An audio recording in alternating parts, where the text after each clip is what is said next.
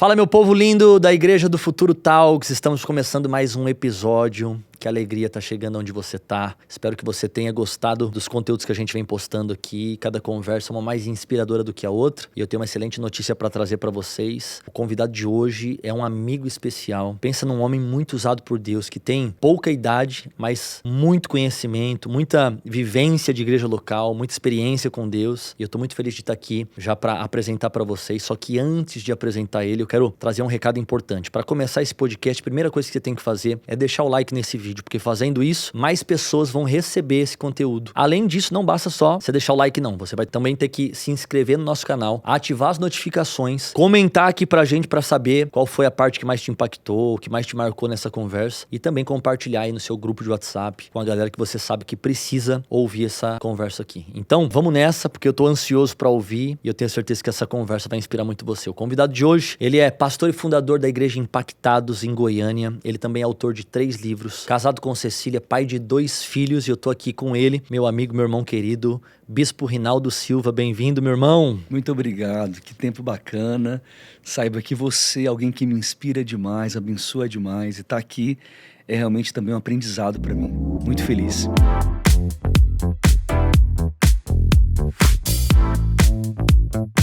Bom estar contigo. Para quem não conhece, não segue ainda o Bispo Rinaldo, por favor, já corre lá para seguir ele no Instagram, homem de Deus, vai te inspirar muito.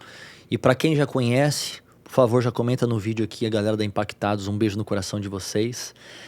Rinaldo, quero conversar um pouquinho com você hoje a respeito da Igreja do Futuro. Você tem sido um líder de referência para essa geração, muitos pastores têm te procurado.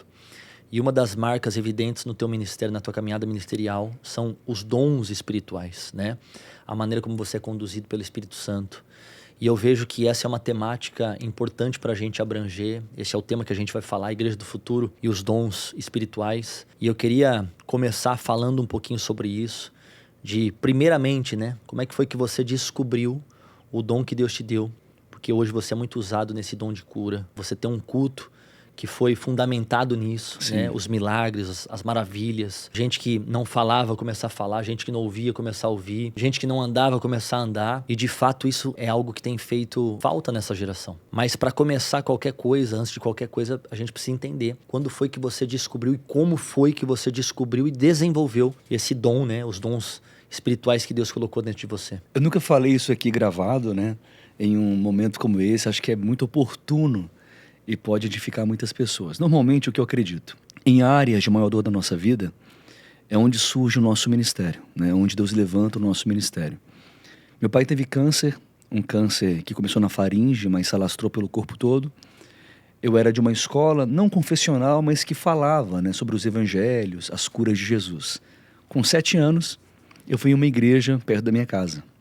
Eu fui à procura da cura do meu pai. Chegando lá, eu tive um encontro com Jesus. Ele marcou minha vida. Eu tive uma visão que me impactou profundamente. Me lembro de estar em um santuário e tinha um anjo que ardia em fogo na minha frente.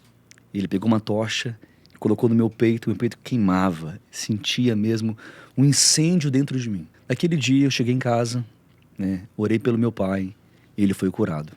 Tudo começou, né, aí. A cura do meu pai, um milagre sobre ele. Você tinha 7 anos de idade. 7 anos. Foi um impacto sobrenatural então, na minha família. Ali já teve uma primeira experiência com houve um mover de Deus sobre meu pai, minha família, as curas começaram a acontecer. Comecei a viver grandes milagres, né, grandes sinais.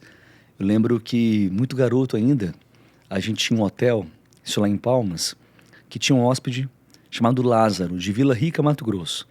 O Lázaro, ele não andava, não tinha sensibilidade nas pernas. Eu ainda muito menino, eu orei por ele e ele foi completamente livre daquela paralisia, né? Ele se levantou, ele começou a andar perfeitamente, a correr pelo hotel. Houve um mover de Deus sobrenatural. Naquele dia, eu lembro que os hóspedes se converteram, todos entregaram a vida a Jesus, taxistas que estavam na frente do hotel também. Houve um despertamento muito especial. Eu me lembro que essas foram as marcas, né, que deram início tanto ao ministério que eu tenho hoje, a chamada que eu carrego, né, de orar por doentes, enfermos, e também a evidência dos dons espirituais na minha vida. Muito bom. Eu acho que esse é uma temática que a gente tem que falar, porque, por exemplo, eu lembro que há um tempo atrás até um conhecido meu falou sobre isso, né? Meu pai tem testemunhos de que há 30 anos atrás eles participavam de cruzadas na Argentina, onde os milagres, ele fala que, eu lembro de um testemunho de uma menina que ela era cega e meu pai disse que viu o globo ocular dela virar e ela começar a enxergar. Ele disse que ele viu pessoas que não tinham uma perna mais curta que a outra e a perna, né?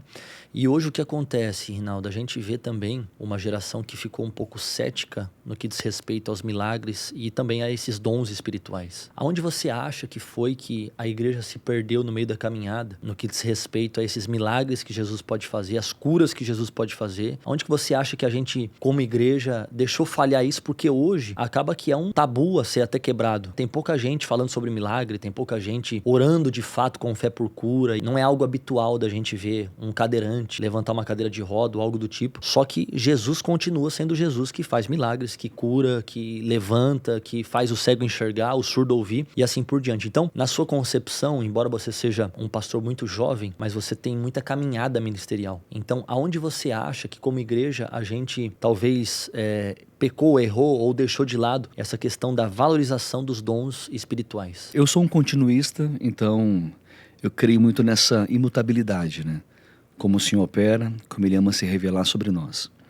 Curas acontecem, milagres acontecem quando nós compreendemos a parte da palavra que fala sobre milagres. A Bíblia Sagrada é o princípio para a cura. É o princípio para o milagre se manifestar, para a cura ser sobre alguém revelada. Então, entender a parte da palavra que fala sobre curas é fundamental para que a minha cura aconteça. Diz a palavra, Deus enviou a sua palavra e o sarou. Então, é importante compreender, é a vontade de Deus sarar os enfermos, curar os doentes. Deus é a cura, é o Jeová Rafá e a Verrofecá, é o Deus que nos sara. Pelas pisaduras de Cristo fomos sarados. Jesus Cristo levou sobre si todas as enfermidades. Onde Cristo andava, todos eram curados. A vontade do Senhor é clara a respeito disso, do que Ele quer fazer. O que eu sinto hoje é muita gente que se encontra diante do caixa eletrônico, tem um cartão nas mãos, tem dinheiro na conta, tem tudo, aparentemente, só que esqueceu a senha. Então, tem caixa eletrônico, tem cartão nas mãos, dinheiro na conta, mas perdeu a senha. Cura não é para quem precisa, cura é para quem provoca. Provocar a cura divina, provocar o milagre. Então, o que falta hoje, ao meu ver?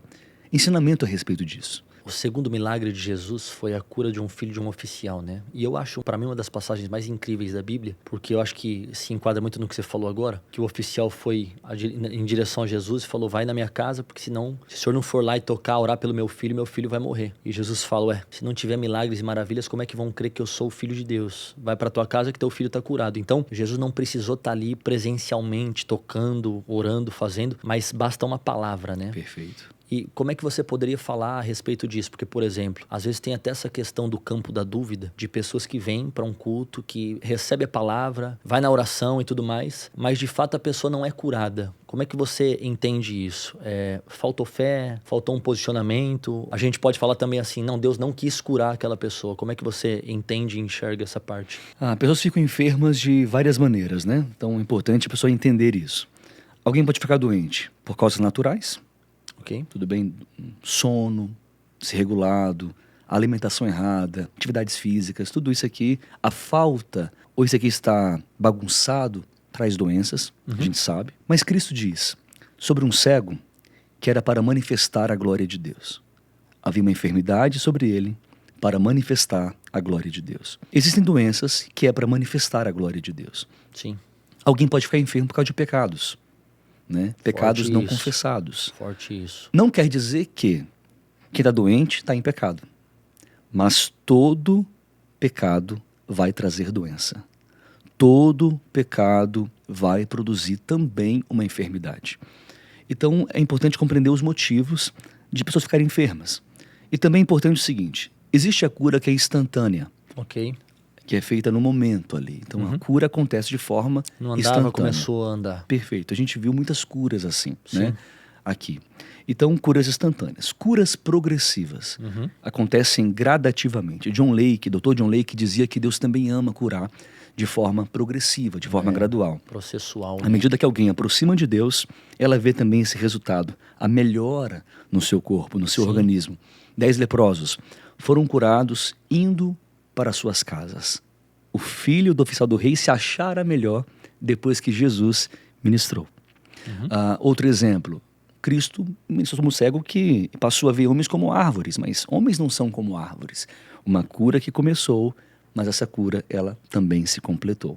Então, cura instantânea, cura gradual. É importante entender como ele cura, como ele se manifesta. As formas do Senhor, ele cura enfermos, curar doentes. Então, muitos são curados em casa.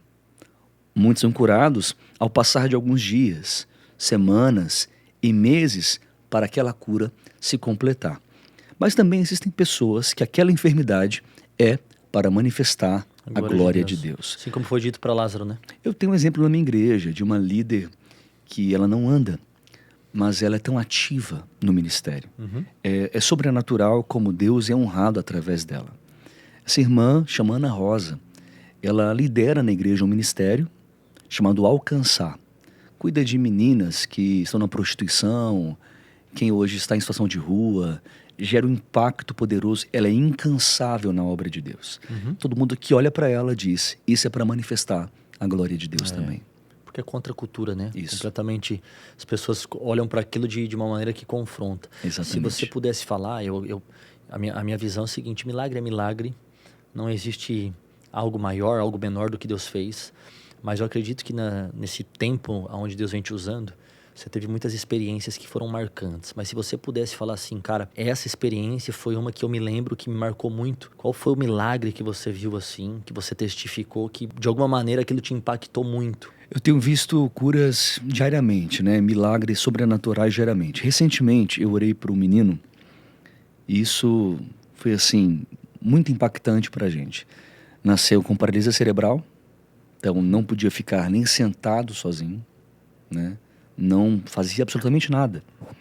Esse menino, ele foi completamente livre do mal. Se levantou e começou a correr diante da igreja.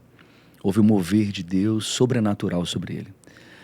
Existem muitos relatos de cegos de nascença, paralíticos, surdos de nascença que a gente tem visto. Já vi muito, por exemplo, entrando numa UTI e alguém estando vegetando, pronto para desligar os aparelhos, e eu vi Deus dar vida para pessoas assim. Então, eu tenho aí uma sequência de muitas curas, né, de muitos relatos, mas esses últimos que aconteceram recentemente estão mexendo muito comigo, né? Meu coração está pegando fogo, incendiado com isso. Houve um homem, até comentei sobre ele aqui, John Lake. John Lake viveu um incêndio de Deus muito poderoso em Spokane, Washington. Spokane se tornou a cidade mais saudável do mundo. Não tinha ninguém mais em hospitais, porque John Lake foi tomado pelo Espírito Santo. Meu Deus, que poderoso isso. Deu início às salas de curas e foi extraordinário o que aconteceu. Foi tão forte que John Lake foi para a África.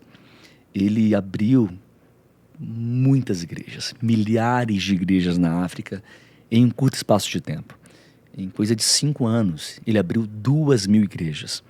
Em um período de um vírus mortal na África do Sul, perceberam que ele não ficava doente. Ele andava junto com os doentes, com os enfermos, e ele não era contaminado com aquilo. Quando colocaram na pele dele o vírus era consumido por um fogo na hora. Meu Deus. Não conseguia atingi-lo, né? De tanta unção, de tanto poder que John Lake carrega. Eu creio muito nisso, eu creio muito, nós estamos em um tempo de ver coisas maiores, sinais maiores, né? Eu tenho visto nas curas que a gente faz, que é uma cruzada, né, de milagres, sinais extraordinários, milagres criativos acontecendo. Deus dando órgãos para as pessoas, né? Poderoso. A gente vivendo coisas assim que não tem explicação. Deus ama fazer. Milagres em geral transcendem o universo, exaltam o Senhor e expandem o seu reino, né? Ultrapassa a nossa lógica, intelecto, raciocínio, né? Nossa racionalidade. Deus faz isso, não faz sentido. Tem um médico, um grande cirurgião, discípulo meu, estava diante de um paciente e ele morreu na frente dele. Estava ele e vários alunos em volta. Ele fez as escolas de curas, né? Me acompanha durante algum tempo. E aí ele colocou as mãos. Não tinha mais nenhum batimento cardíaco. Ele colocou as mãos e fez uma oração da fé. Aquele homem que estava morto passou a viver. Meu Deus, Foi poderoso sobrenatural, houve uma fé extraordinária. Eu tenho inclusive esse relato em um dos meus livros. Deus ama fazer isso. Eu acho que esse é o sentido de um dom espiritual. Sim. Quando você entendeu aquilo que Deus te deu, e aí você também acaba inspirando outros a também se tornar isso, e de fato alguém que não é nem um pastor, né? Mas é um médico que pode atuar ali usando o dom que também foi ativado dentro dele. E esse é o ponto. Os dons não são apenas para o ministério ou para o púlpito. Sim. São para a vida. Existe uma pesquisa que fala a respeito disso, Rinaldo. Apenas 1% da população mundial vai pregar mensagem com o microfone na mão. Ou seja, e o restante? Sim. Como é que vai fazer isso?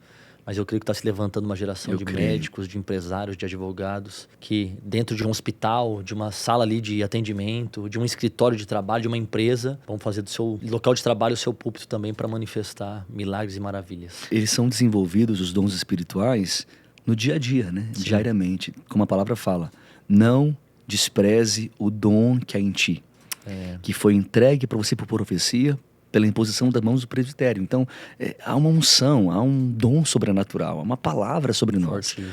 Aquilo que nos toma também é aquilo que nos molda. O mal do Brasil não são as trevas, é a falta de luz. Então, a gente entender isso, que é um tempo da gente se levantar. E quando a gente fala hoje de um empresário, de um corretor de imóveis, um pedreiro, uma cabeleireira, uma médica, uma arquiteta, é que, na verdade, a chamada que essa pessoa tem não é essa profissão. É ser um filho de Deus, um ministro do Senhor. A profissão que essa pessoa tem é apenas uma porta de entrada.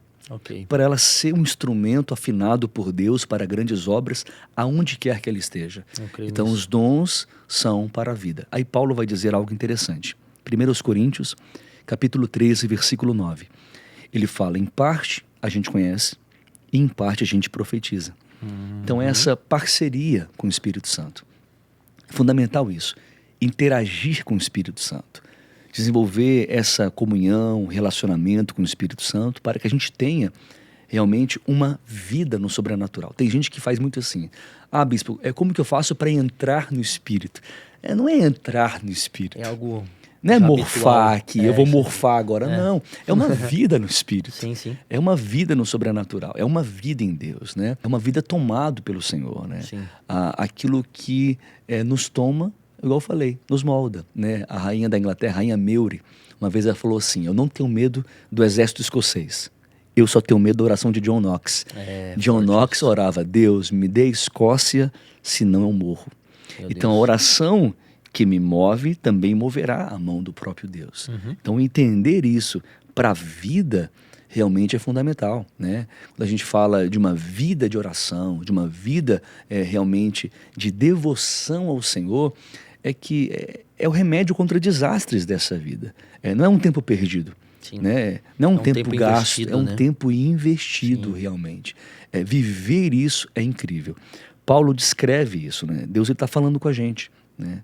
1 Samuel capítulo 3, por exemplo, Deus fala para Samuel, ele acha que é Eli. 3 vezes, Eli é você? Não sou eu, só pode ser o Senhor.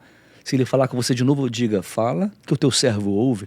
Então ele está falando com a gente, né, nesse tempo, de maneira muito intensa, para que haja um desenvolver da igreja, né? Eu vejo que a igreja do futuro é essa igreja, uma igreja que se move no profético, que se move no sobrenatural, que viverá realmente sinais extraordinários. Imagine só uma igreja inteira que se move no profético, aonde cada membro se move no profético, e isso com equilíbrio, com sabedoria, né?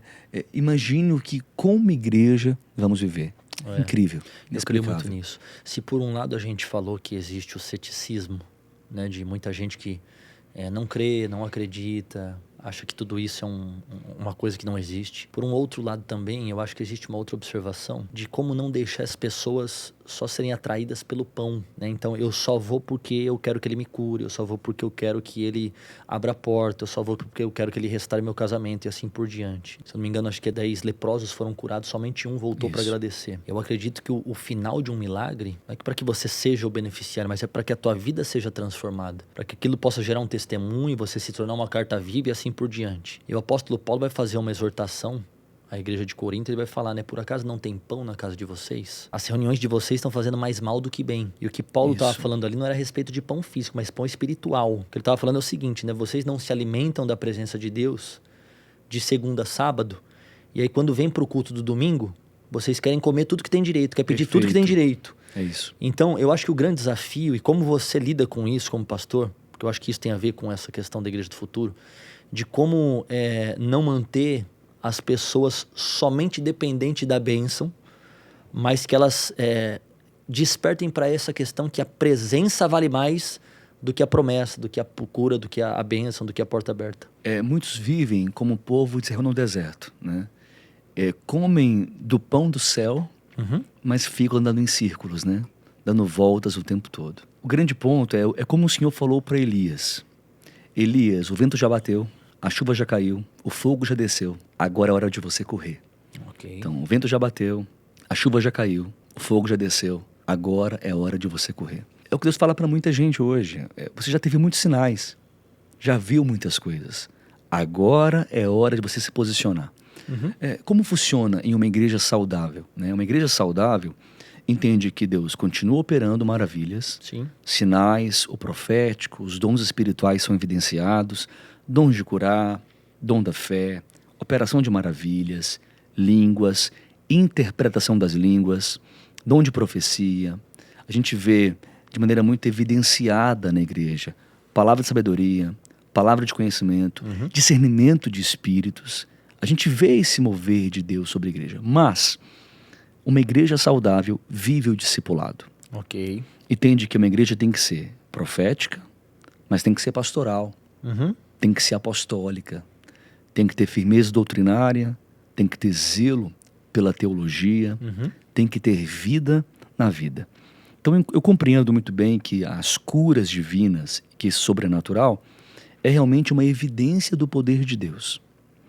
Mas isso aqui realmente glorifica o Senhor, porque dons espirituais não é para a gente ser visto, né? É para o serviço. Sim. Né? Dons espirituais não são como medalhas que você diz, eu tenho dons espirituais. Não, é para Deus ser glorificado. Okay. Mas isso gera um grande impacto, né? Isso promove o reino de Deus. Promover o reino de Deus, agora começa o discipulado.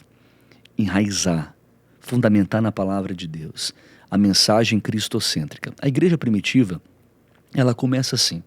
Começa com o derramado do Espírito Santo, a evidência do sobrenatural e a mensagem sendo pregada.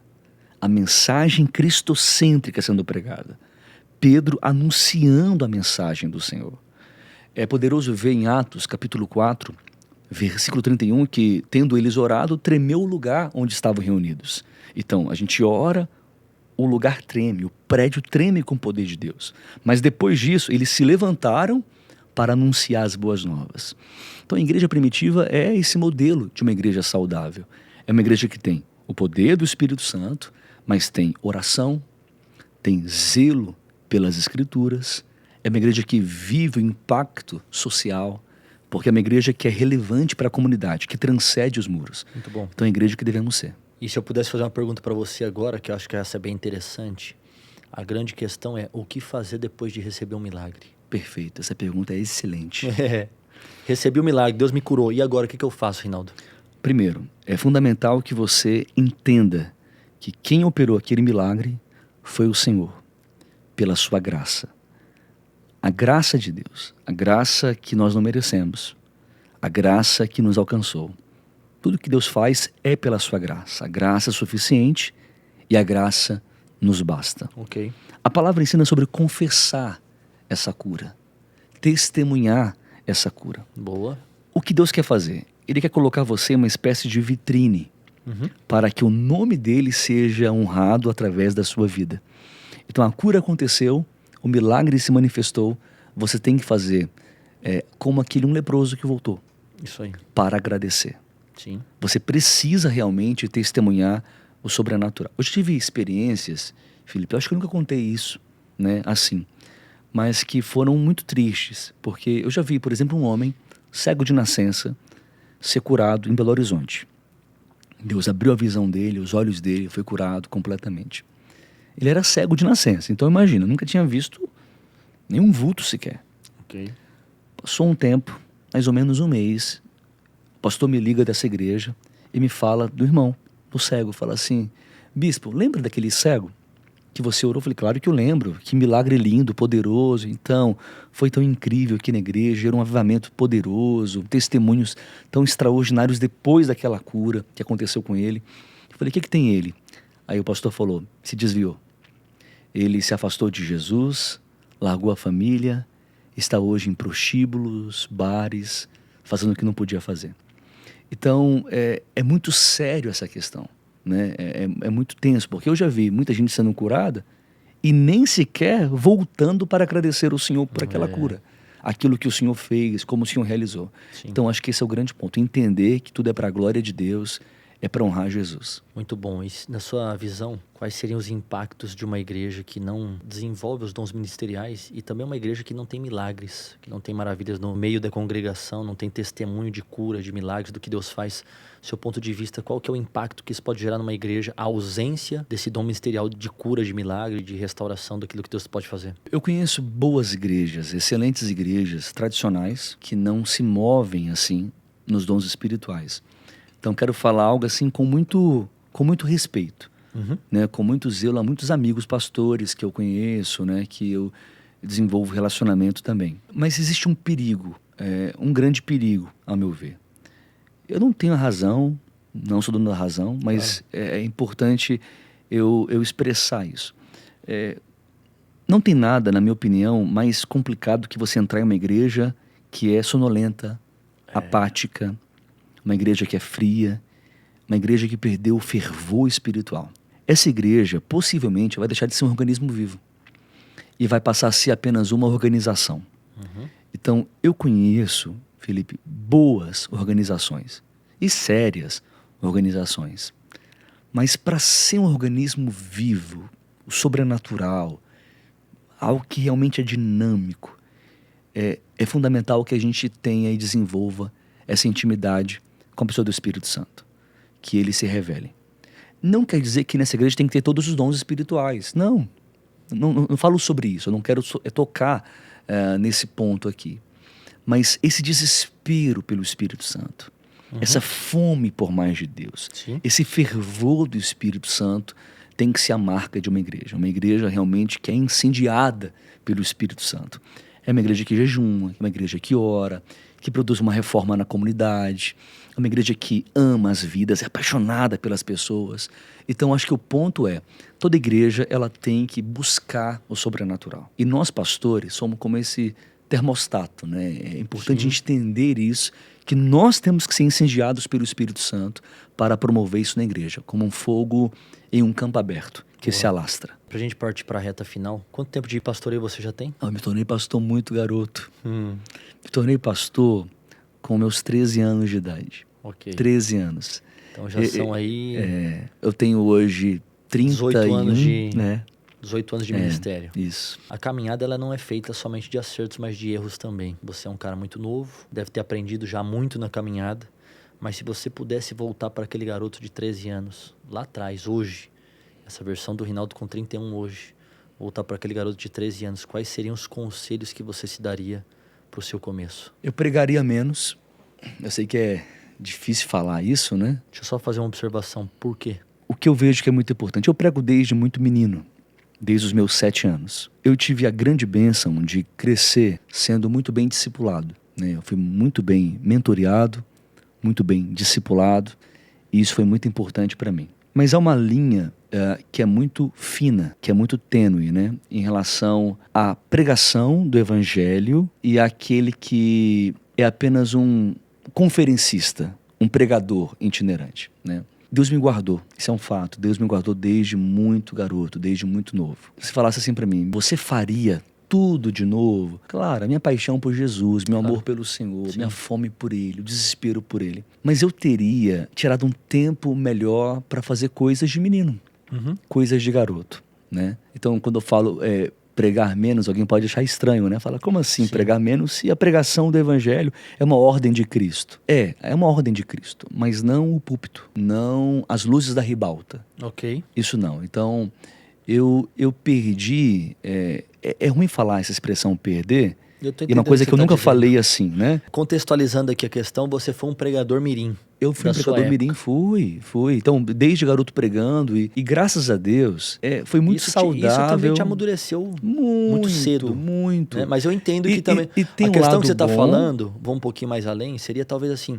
Talvez você poderia ter falado de Jesus chutando bola na rua com os meninos Exatamente. da Então, sua vizinhança. o que eu não tive, né? Eu não tive uma infância, Ok, né? De uma criança normal, de um ok, adolescente perfeito. normal. Eu não brinquei, eu não tive aquela coisa do pique-esconde, do Sim, sim. pega-pega. Hoje, eu tenho 2 filhos. Manuela tem 7 anos, Henrico tem 2 anos. Uhum. Então, assim, eu fico vendo ele com os brinquedos, carrinhos. Eu não tive isso, né? Então, Ok. eu estava pregando nessa época. Sim. Foi incrível o que eu vivi no ministério. A minha chamada foi guardada pelo Senhor. Meu coração foi sempre guardado pelo Senhor. Eu cresci num lugar muito seguro, muito saudável ministerial. Mas eu preguei muito. Ok. Eu ministrei muito. Então, eu não consegui, naquele tempo, me organizar para eu ter meu tempo de brincadeiras, Sim. de menino. Então, assim, até eu posso dar como conselho isso, porque eu vivi na pele, o que talvez muitos pregadores, adolescentes que estão agora acompanhando a gente, Uhum. eu acho que eu tenho propriedade para poder falar para eles Muito a respeito bom. disso. O púlpito sempre vai existir, né? O microfone sempre vai existir. Então, eu entendi algo muito importante. Hoje, com maturidade, eu posso falar isso. No púlpito, eu sou substituível. No altar, eu sou substituível. Mas eu entendo que hoje tem um lugar que eu não sou. Com os meus filhos, com a minha esposa. Nesse lugar, eu sou substituível. Muito bom. Então, entender isso foi muito importante, né? Ter este equilíbrio. Eu entendi que existem mesas que não são para mim. E tudo bem, né? Eu ministerialmente compreendi que não é porque que alguém tem comigo intimidade ou acesso à minha mesa, terá também acesso a uma posição ministerial. Com o tempo, a gente vai amadurecendo, crescendo, a gente vai sabendo separar, organizar. Então, eu diria isso, né? O Rinaldo lá de trás, né? Que começou a pregar com 7 anos, né? Ainda menino, a idade da minha Uma filha. criança, né? A minha filha tem 7, ela fez a primeira pregação dela semana passada, que foi no Grupo de Impacto, que é o nosso GI. É como uma célula, né? Ok, muito bom. Que ela fez a primeira pregação dela na célula. Eu estava lá assistindo ela. Foi lindo, foi especial e é uma lembrança para mim. Mas eu guardaria muito. Eu saí de casa muito novo, saí de casa muito menino, andei muito pelo Brasil. Foram mais de 40 países pregando e fiz muito isso adolescente ainda, garoto ainda, né? Claro, me deu maturidade, me fez crescer. Eu louvo a Deus porque eu tive realmente o suporte necessário. Mas eu entendo que conduzir da melhor forma, com equilíbrio e lucidez, é saudável. Para a gente finalizar com chave de ouro, eu acredito que tem muita gente que está assistindo agora esse podcast e talvez são pessoas que estão carentes hoje de um conselho. E eu queria fechar com esse conselho baseado naquilo que Deus colocou no teu coração. Se você pudesse deixar uma mensagem final para quem está assistindo esse podcast, é contigo, deixa fluir o que Deus colocar no teu coração. Excelente. A gente falou muito hoje sobre dons espirituais. Eu compreendo que há um processo que é simples, mas há um resultado que realmente é espetacular, que é extraordinário. Paulo vai descrever que eu só posso me mover nos dons espirituais com amor extremo pelo outro. Eu tenho que ter um amor extremo pelo outro. E isso é muito sério, porque quando Paulo debate sobre dons espirituais, ele debate e ele descreve também ali, no meio do debate, sobre o amor. O amor tudo crê, tudo sofre, tudo espera, tudo suporta. O amor, ele jamais se acaba.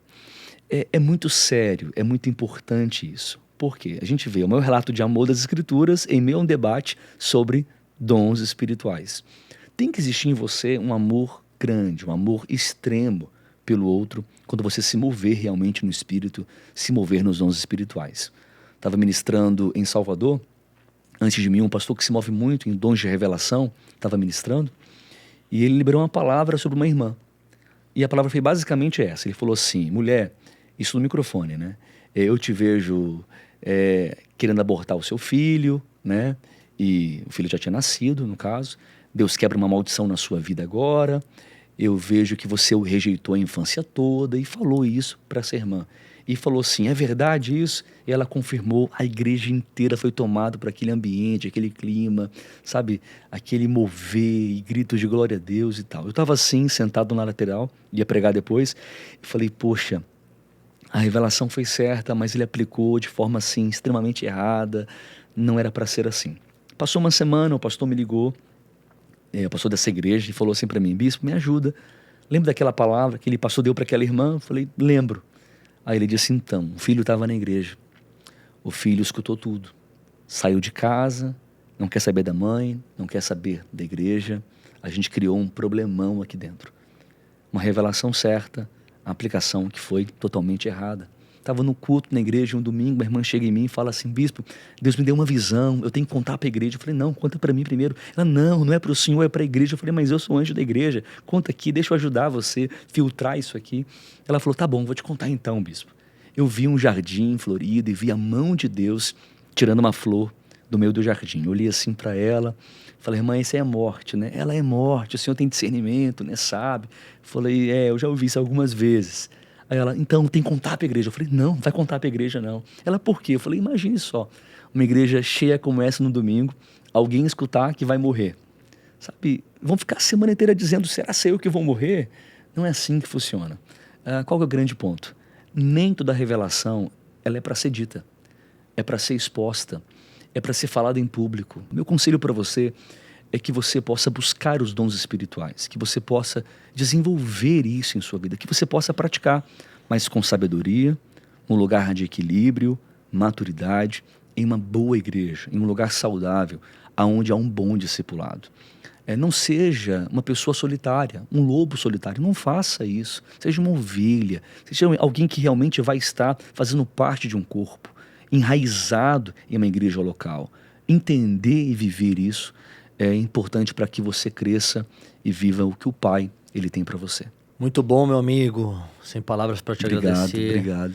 Bispo Rinaldo, Deus te abençoe. Amém. Continue te usando. Você realmente é alguém que faz a diferença nessa geração. É uma inspiração para nós. Tenho certeza que quem assistiu esse podcast agora foi muito abençoado. Aliás, já comenta aqui o que você achou desse episódio. Deixa o like no vídeo. Se inscreva no canal. Ativa as notificações. Bispo, mais uma vez. Obrigado. Que bom estar aqui. Obrigado pela sua participação. Né? Seu tempo é precioso, eu sei disso. Nós temos uma aliança. Foi muito bom poder te ouvir, aprender com você.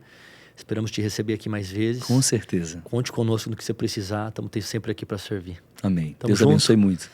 Galera do Igreja do Futuro Talks, estamos juntos. Espero que você tenha sido abençoado por esse podcast. A gente se vê no próximo episódio. Deus te abençoe e até a próxima. Valeu.